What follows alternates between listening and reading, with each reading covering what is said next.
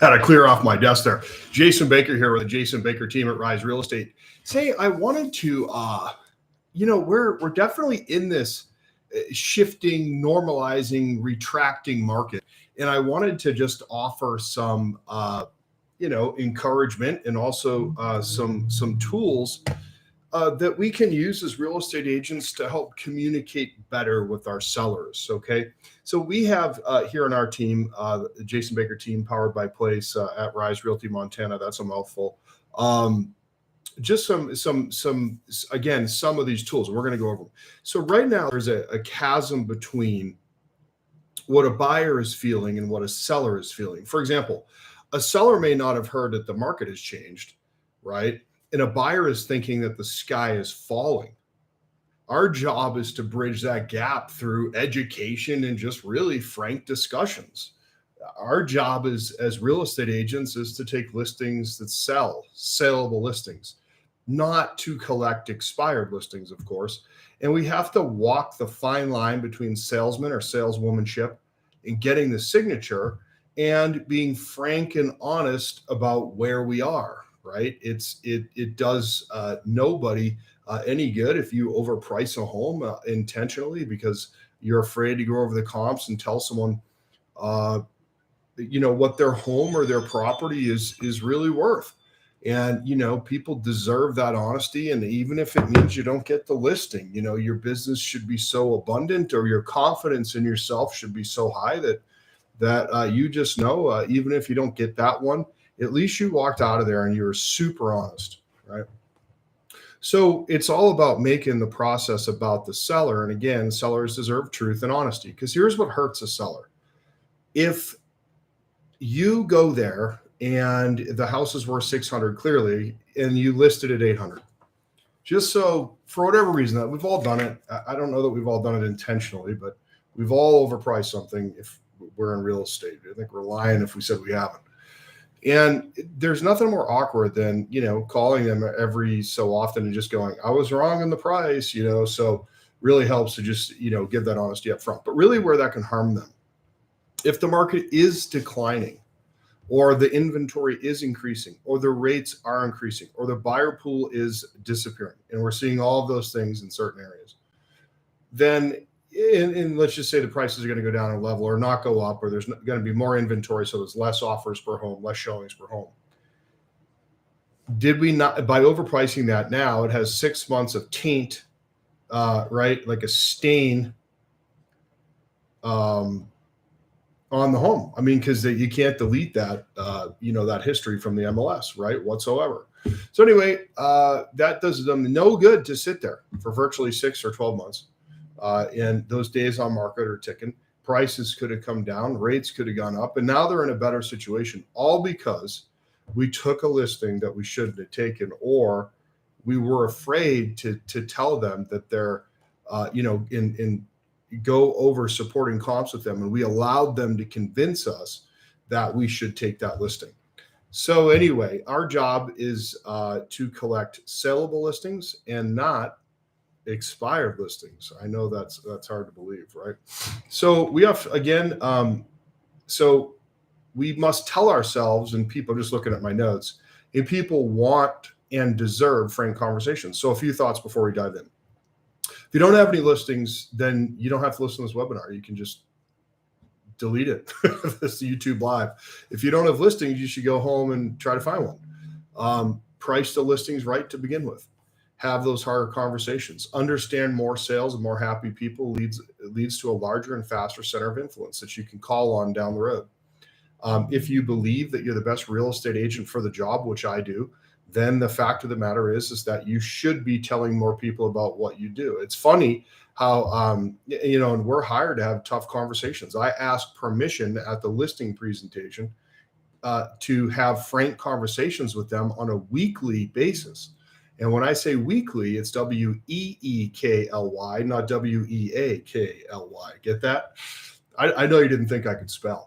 So, but it's funny how in today's market, even a small price reduction will cause an offer to come. I mean, for example, if a house was $650 and you reduced it to $725, it could cause an offer to come. Like, why in the world did the buyer just not make an offer at 750, right? But sometimes it just goes out across all the websites and says price reduction. It just creates a new excitement. It shows that the seller is willing to move with the market a little bit. Now, granted, we should always try to get more than that if there's no activity. Okay.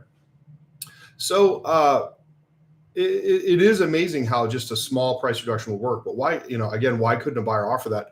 Well, sometimes agent input, sometimes it's a stale listing. Don't think a seller would take it. And sometimes there's a better option somewhere else, right? But we need to remember also that we need to come up with content on a weekly basis to go over with our sellers. If you set expectations, follow through. Good content is non-salesy, data-driven stuff that you actually show them, okay? Which is great. All right, so just continuing on here in my document. In the past 3 years, I think you could agree with me, all egos have been off the chart. I mean, off the charts. And in the next 3, I would imagine you should probably get rid of it if you have one.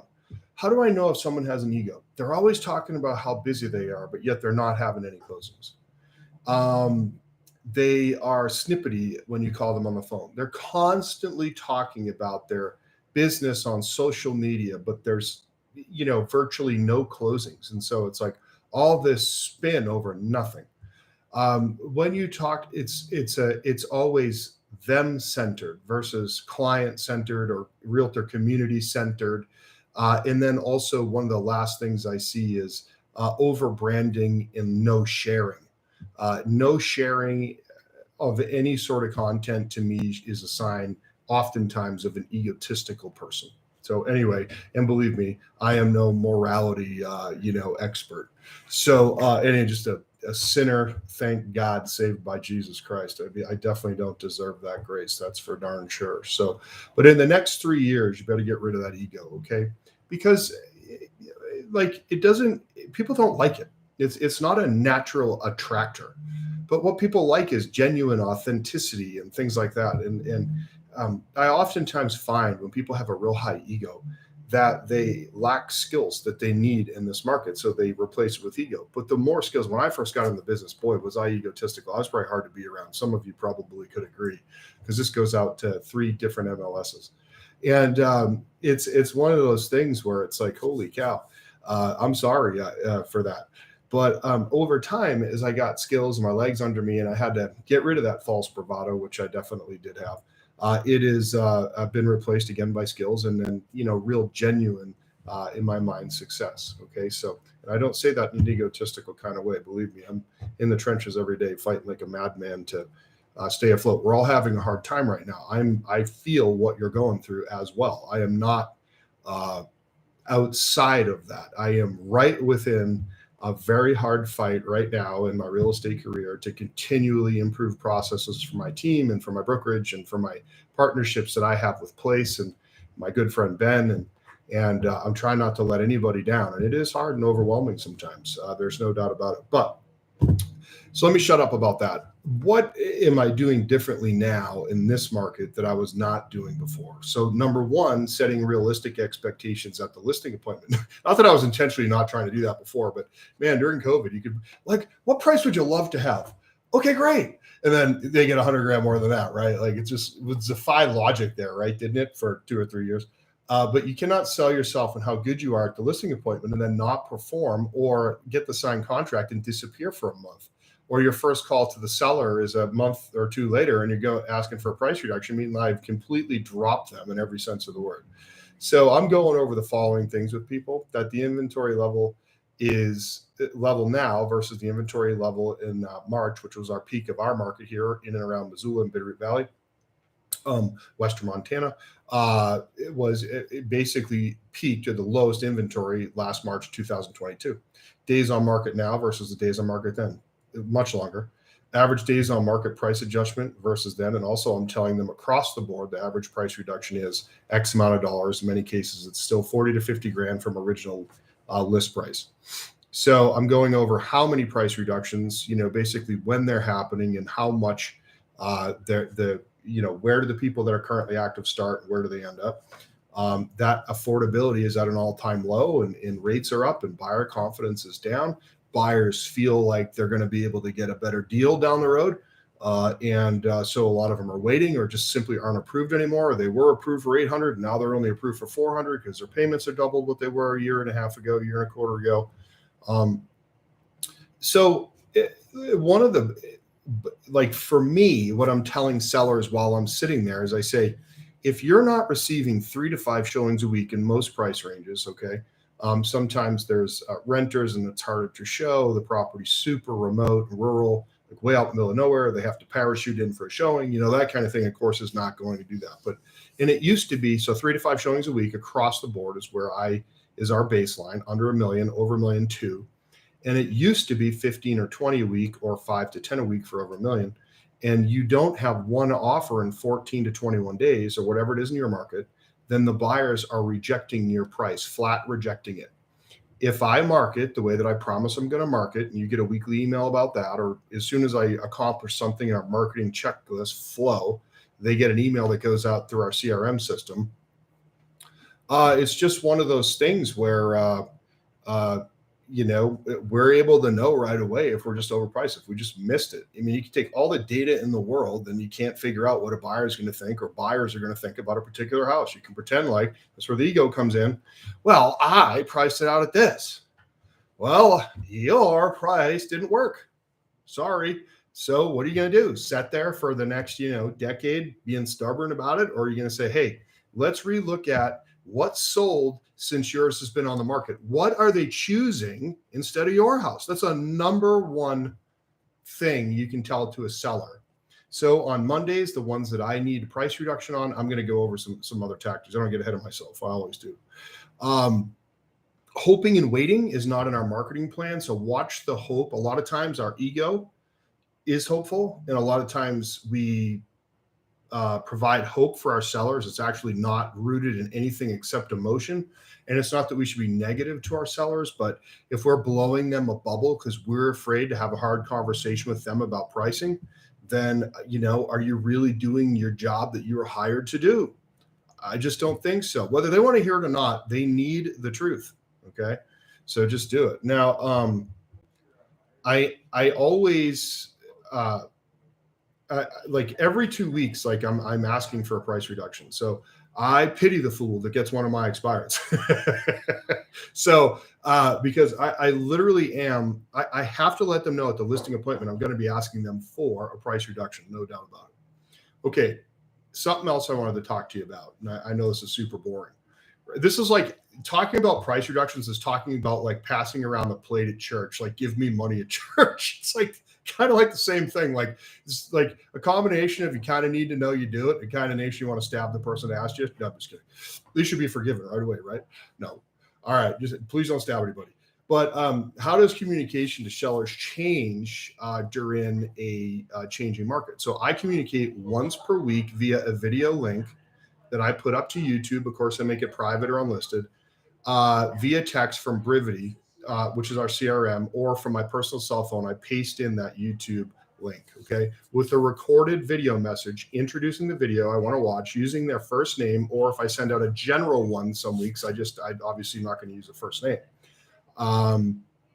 I try to do one personally for each person once a week.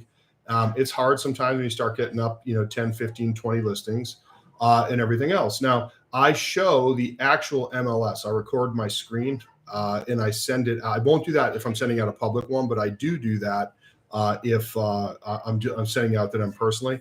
They cannot argue with statistics that they're seeing inside the MLS. So they simply can't. And you absolutely must show them what you're doing to market their home, or updating them through Brivity marketing plan, sending them a showing time listing report, having our listing coordinator make sure they get all the feedback on all the showings.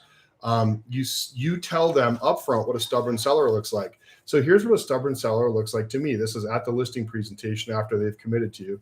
Sellers say the darndest things. When they get 5 feedback reports and all of them say that they're overpriced, and they ask me if I advertise in some off-brand newsletter, news, like 5 of the 5 feedbacks, the seller will say, "Oh, it's overpriced," and then I'm like, it says it's overpriced, and they're like, "Oh, Jason, but you weren't in Horseman magazine over there in Sheridan, Wyoming." I'm like, "I'm in Missoula, Montana.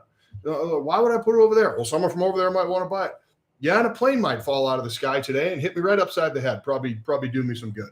So anyway, you want to continually then also remind them of why. So a question to ask them when that happens would be, so tell me, are we ignoring the actual buyer feedback that you received? Did you have an opportunity to read that? What were your thoughts after reading that? After reading that, why did you ask me to go into a Sheridan newspaper? No offense to anyone who lives in Sheridan, you know. Where do we go after Missoula turns? Probably going to have to go to Wyoming, right? So anyway, it's just kidding. So, but you have to continually remind them of their why or their motivation, constantly ask them what their motivation level is on a scale of 1 to 10. When they resist, do you want to lose a little now? Okay, price reduction, or a lot down the road potentially. Have you ever heard of a stop loss, Mr. and Mrs. Seller? What is a stop loss, Jason? Well, I know you're not going to get or sell it for what you want to today or now. However, what if it goes down even further and you got much less in 6 months from now, or you've been on the market, your home expires and it gets relisted for $50,000 to $100,000 less when you could just reduce by $15,000 or $25,000 today? Just some things to think about. So right now, feedback has never been more important to a seller. So over the last 3 years, we didn't have a lot of listings, a lot of days on market, everything else.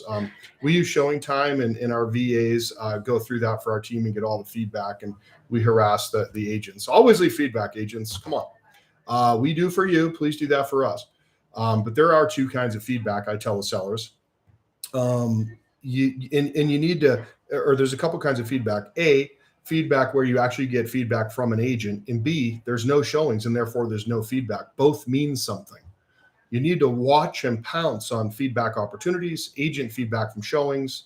No showings is also feedback. Like I just said, you've had X amount of showings in the last week since you reduced the price, and that it got us this many offers. So I'm recommending another price reduction at this time because that obviously didn't do the trick. It wasn't enough. And then I'm going to set you up on weekly market reports, which we do when we set the client up. Please review those market reports. If they're getting the feedback from you, the market reports from you, a CMA from you, a YouTube video from you every week, they're going to start to trust you with their money more. Okay. And also you're telling them the darn truth. So anyways, I hope that was helpful to you and you learned one thing. If not, the price was right. You didn't pay anything for it. So have a wonderful day. I'm hoping I can put this link into an email that I'm going to send out. There's going to be an incredible book that I'm reading right now from a friend of mine, my mentor and coach, Matt Fury. He's head of the Psycho Cybernetics Foundation. If you've never read that book, please read it. But I'm reading 101 Ways to Magnetize Money in Any Market. And man, my mindset has been so much better because right now, if we're going through a grind more than normal, we need to work on our mindset more. So there's going to be more on that. I'd love to write a real estate version with him soon, where we can share ideas for realtors and to help realtors with their mindsets as we go through what we go through. But anyway, I digress. Just a big, crazy idea, which I love. Have a wonderful day. If I can help you in any way, please reach out. That's what I'm here for. Take care. Coach Baker out.